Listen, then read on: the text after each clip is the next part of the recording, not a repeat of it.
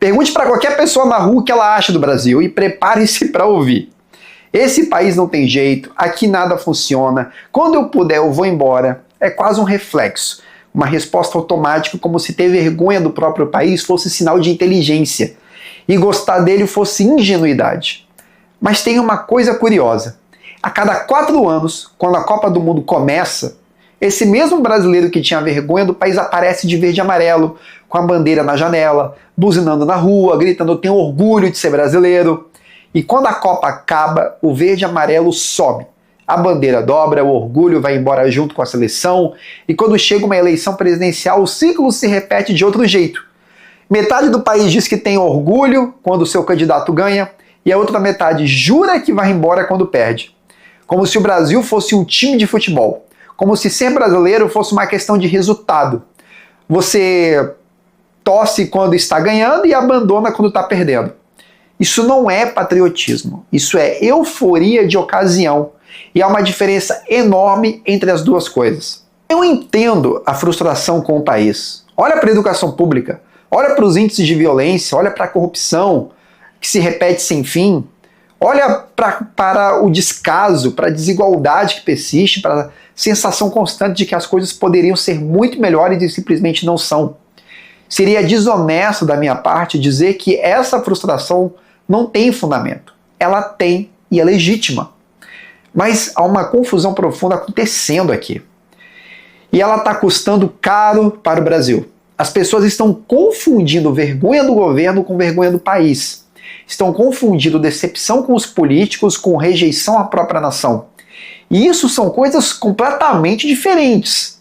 O governo passa, os políticos passam, o Brasil fica.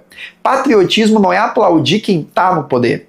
Patriotismo é o amor por algo que vai muito além de qualquer governo, de qualquer mandato, de qualquer eleição. Vai além até de qualquer Copa do Mundo. Vá a qualquer país de primeiro mundo e faça um teste simples. Pergunte para o americano quem foram seus pais fundadores. Ele vai falar George Washington, Benjamin Franklin, ele vai falar de Thomas Jefferson, da Declaração da Independência, do que aqueles homens representam e do que custou construir aquele país. Pergunte para um japonês sobre a história do Japão, e ele vai falar com uma mistura de conhecimento e reverência que impressiona até. Pergunte para um russo, para um inglês, para um francês. As pessoas sabem de onde vieram, sabem o que foi construído antes delas.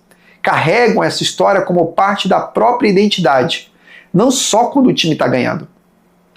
Agora pergunte para um brasileiro quem foi José Bonifácio, quem foi Joaquim Nabuco, quem foi Alexandre de Gusmão, o homem que, no século XVIII, desenhou nas mesas de negociação diplomática as fronteiras que o Brasil tem até hoje, garantindo que esse país, o maior território contínuo do hemisfério ocidental, tivesse esse território gigante.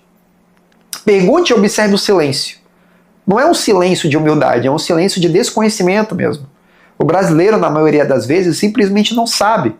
E esse desconhecimento não é acidente, é o resultado de décadas de um sistema educacional que ensina datas para decorar e não histórias para compreender, que trata o passado como um conjunto de fatos a serem memorizados para a prova e esquecidos depois, que nunca perguntou para uma criança brasileira: você sabe o que é extraordinário no país em que você nasceu? Muito a ser dito. O Brasil é o único país do mundo que tem o tamanho de um continente e foi construído sem se fragmentar. Enquanto a América Espanhola se despedaçou em mais de uma dezena de repúblicas após a independência, o Brasil, por uma combinação de visão política, diplomacia e liderança, permaneceu uno. Isso não foi obra do acaso, foi obra de homens que pensaram grande em um momento em que seria muito mais fácil pensar pequeno. José Bonifácio articulou um projeto de nação quando a maioria ainda não conseguia enxergar além da própria província. Joaquim Nabuco dedicou a vida a terminar o trabalho inacabado de construir um país que fizesse jus aos seus princípios. Alexandre de Gusmão negociou no século XVIII um tratado que definiu fronteiras que resistiram há séculos. Esses nomes deveriam estar na boca de todo brasileiro, com o mesmo orgulho com que um americano fala de seus fundadores. Só que não estão. Ser brasileiro é uma das experiências humanas mais ricas e complexas que existem.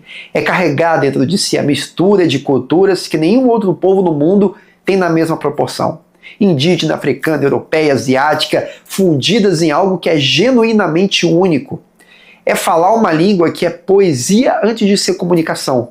É ter nascido num dos territórios mais biodiversos do planeta, com uma riqueza natural que o mundo inteiro olha com inveja. É ser herdeiro de uma história de resistência, de criatividade, de uma capacidade de sobreviver e reinventar que poucos povos demonstraram com tanta consistência. Isso não é eufemismo, são fatos.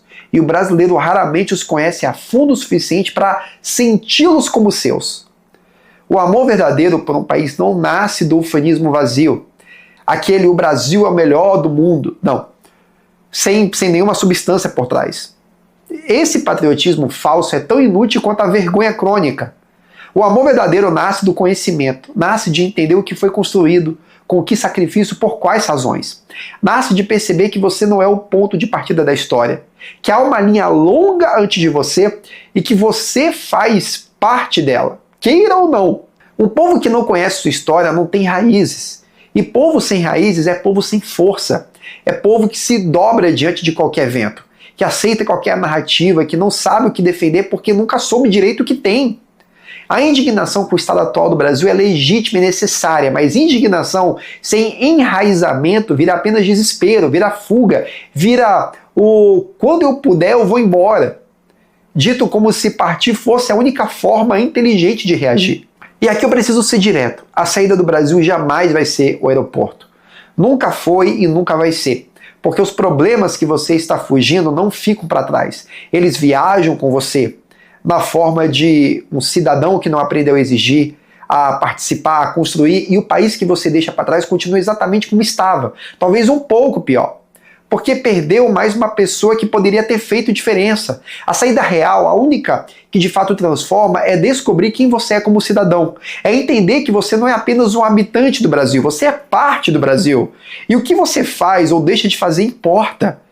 Mudar um país exige força, exige clareza, exige que as pessoas saibam o que estão defendendo. E você não defende o que não conhece, não luta pelo que nunca aprendeu a valorizar.